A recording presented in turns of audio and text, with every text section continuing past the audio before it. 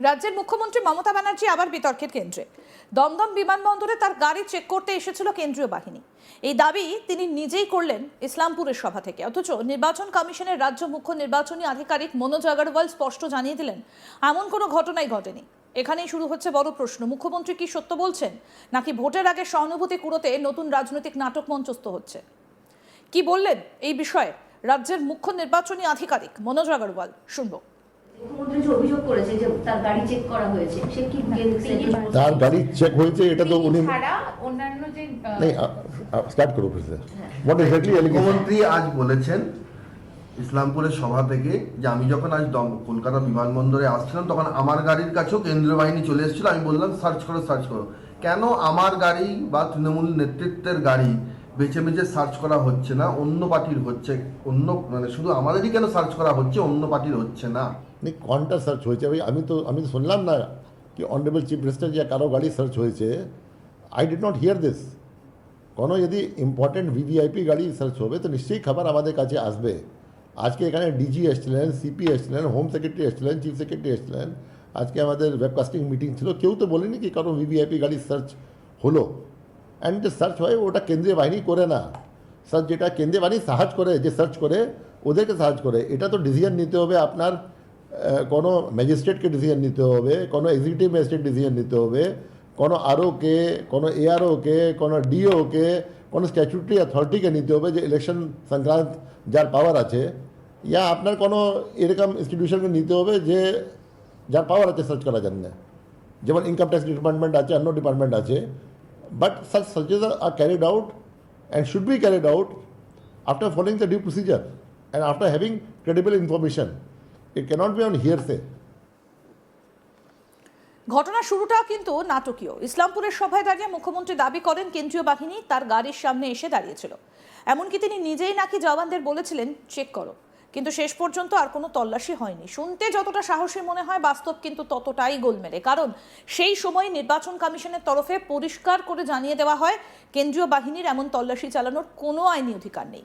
তাহলে প্রশ্ন উঠছে যে তল্লাশি হবার কথা নয়, সেই তল্লাশি নিয়ে এত নাটক কেন? এখানেই থেমে থাকেননি মমতা। তিনি সরাসরি প্রশ্ন তুলেছেন, যদি তৃণমূল নেতাদের গাড়িতে তল্লাশি হয় তাহলে প্রধানমন্ত্রী বা স্বরাষ্ট্রমন্ত্রীর গাড়িতে কেন হবে না? তার আরও অভিযোগ, বিজেপি নেতারা টাকা নিয়ে আসছেন আর কেন্দ্রীয় বাহিনীর গাড়িতে কি আসে তিনি নাকি সব জানেন। এই বক্তব্য নিঃসন্দেহে রাজনৈতিকভাবে আক্রমণাত্মক, কিন্তু তথ্যের দিক থেকে কতটা দৃঢ়, প্রমাণ কোথায়? শুধু অভিযোগ তুলে দিলে কি দায় এড়ানো যায়? কি বলেছেন মমতা ব্যানার্জি, শুনবো। आज दमदम एयरपोर्ट में हमारा गाड़ी का पास में भी आया सेंट्रल फोर्स।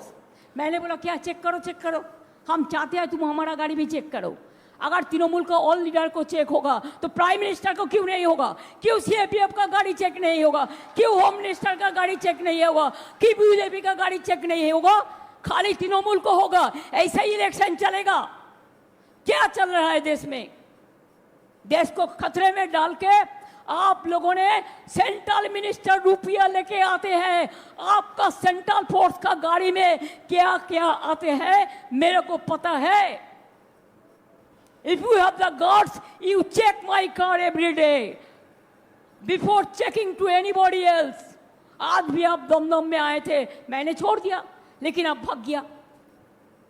आए थे तो मैं खुश हुआ कि हम बीजेपी लेके माफिक, हम चोर डकैत नहीं हूं, हम राजनीति करते हैं। एक पैसा भी सैलरी हम गवर्नमेंट से नहीं लेता है, इसको समझना चाहिए। एक कप चाय भी हम किसी से पीते नहीं है। ये झूठा गद्दारी कितना दिन चलेगा? এদিকে নির্বাচন কমিশনের অবস্থান একেবারে স্পষ্ট। মুখ্য নির্বাচনী আধিকারিক মনোজ কুমার আগরওয়াল জানিয়েছেন কোনো ভিভিআইপির গাড়িতে তল্লাশি চালানো হয়নি। এমনকি এই ধরনের তল্লাশি চালানোর ক্ষমতাও কেন্দ্রীয় বাহিনীর নেই। নির্দিষ্ট প্রশাসনিক কর্তৃপক্ষ আইন মেনে তল্লাশি চালায়, কেন্দ্রীয় বাহিনী সেখানে শুধুমাত্র সহায়তা করে। এই বক্তব্য সরাসরি মুখ্যমন্ত্রীর দাবিকে খারিজ করে দেয়। ফলে সাধারণ মানুষের মনে স্বাভাবিকভাবেই প্রশ্ন জাগে, কে সত্য বলছেন? এই পুরো ঘটনায় আরেকটা গুরুত্বপূর্ণ দিক হলো তৃণমূলের হোয়াটসঅ্যাপ চ্যাট ফাঁস। দল দাবি করছে নির্বাচন কমিশন তাদের নেতাদের গাড়ি তল্লাশির নির্দেশ দিয়েছে। এমনকি অভিষেক ব্যানার্জি এবং তার স্ত্রী রুজিরা ব্যানার্জির গাড়িও চেক করার কথা বলা হয়েছে। অভিযোগ, টাকা পাচারের সম্ভাবনা রয়েছে বলে এই নির্দেশ দেওয়া হয়েছে। কিন্তু এই চ্যাটের সত্যতা কতটা? নির্বাচন কমিশন এ বিষয়ে কোনো মন্তব্য করেনি, ফলে সন্দেহ আরও ঘনীভূত হচ্ছে।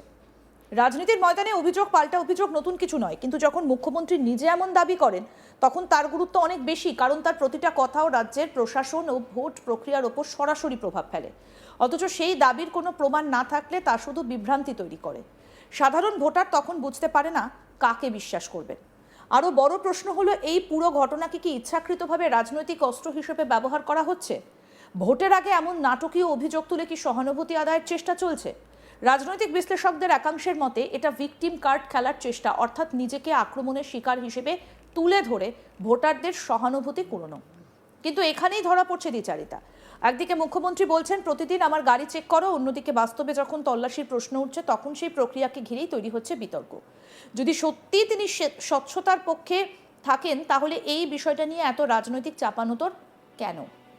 এই প্রসঙ্গে আরও একটা গুরুত্বপূর্ণ বিষয় হলো নির্বাচন কমিশনের কড়া অবস্থান। এবার ভোটে 100% স্বচ্ছতা নিশ্চিত করতে কমিশন একাধিক পদক্ষেপ নিয়েছে। বুথে বুথে ওয়েবকাস্টিং, ক্যামেরা নজরদারি সব কিছু করার নজরে রাখা হচ্ছে। এমনকি কোথাও ক্যামেরা ঢেকে দেওয়া হলে বা ঘুরিয়ে দেওয়া হলে পুনর্নির্বাচনের নির্দেশ দেওয়া হবে। এই পরিস্থিতিতে কোনো রকম ভুয়ো অভিযোগ বা বিভ্রান্তিকর বক্তব্য পুরো নির্বাচন প্রক্রিয়াকে প্রশ্নের মুখে ফেলতে পারে। মমতা ব্যানার্জির বক্তব্যে আরেকটা দিকও স্পষ্ট। তিনি বারবার বিজেপিকে নিশানা করছেন, বলছেন বিজেপির মতো তিনি চোর বা ডাকাত নন। কিন্তু এই ধরনের মন্তব্য কি একজন মুখ্যমন্ত্রীর শোভা পায়? রাজনৈতিক প্রতিপক্ষকে আক্রমণ করা এক বিষয়, কিন্তু প্রমাণ ছাড়া এমন গুরুতর অভিযোগ তোলা সম্পূর্ণ অন্য বিষয়। এতে রাজনীতির মান আরও নিচে নেমে যায়। এই ঘটনাকে কেন্দ্র করে রাজ্য রাজনীতিতে যে উত্তেজনা তৈরি হয়েছে তা নিঃসন্দেহে উদ্বেগজনক। কারণ ভোট মানেই গণতন্ত্রের উৎসব। সেখানে যদি বারবার বিভ্রান্তি, অভিযোগ আর নাটক তৈরি হয় তাহলে সাধারণ মানুষের আস্থা নষ্ট হয়।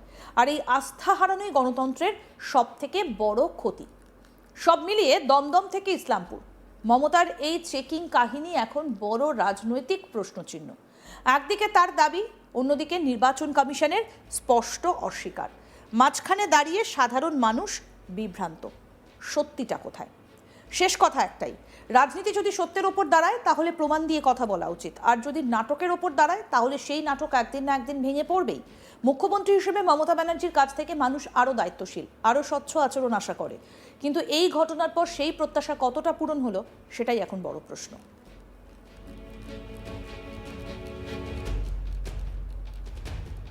আসুন আপনাদের শোনাই রাজ্যের মুখ্য নির্বাচনী আধিকারিক মনোজ আগরওয়াল কি বলেছেন। মুখ্যমন্ত্রী যে অভিযোগ করেছে যে তার গাড়ি চেক করা হয়েছে, সে কি তার গাড়ি চেক হয়েছে এটা তো উনি ছাড়া অন্যান্য যে नहीं स्टार्ट करो फिर से व्हाट एग्जैक्टली মুখ্যমন্ত্রী আজ বলেছেন ইসলামপুরের সভা থেকে যে আমি যখন আজ কলকাতা বিমানবন্দরে আসছিলাম তখন আমার গাড়ির কাছেও কেন্দ্রীয় বাহিনী চলে এসেছিল। আমি বললাম সার্চ করো। কেন আমার গাড়ি বা তৃণমূল নেতৃত্বের গাড়ি বেছে বেছে সার্চ করা হচ্ছে না, অন্য পার্টির হচ্ছে? অন্য মানে শুধু আমাদেরই কেন সার্চ করা হচ্ছে, অন্য পার্টির হচ্ছে না? नहीं কোনটা সার্চ হয়েছে ভাই? আমি তো শুনলাম না কি অনারেবল চিফ মিনিস্টার যে কারো গাড়ি সার্চ হয়েছে। I did not here this. আরও আপডেট পেতে দেখতে থাকুন আজ তাক বাংলা। সাবস্ক্রাইব করুন, নোটিফিকেশন পেতে বেল বাটন অপশন প্রেস করুন।